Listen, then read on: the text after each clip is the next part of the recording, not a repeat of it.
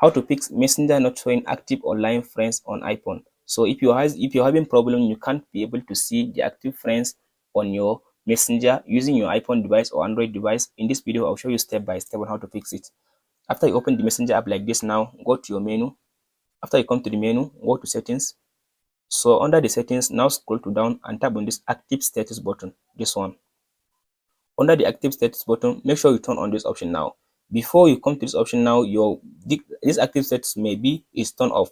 So make sure you turn it on like this. After you turn it on like this, now go back again and go to this chat section. So from this option now, you can be able to see how many of your friends are online, how many of your friends are active now on Facebook Messenger. That's it, guys. Each of your friends that has this, as you can see now, this little great icon, each of your friends that has this green little icon means that the person is online. So all these people are online now. If you found this video helpful, please like and subscribe.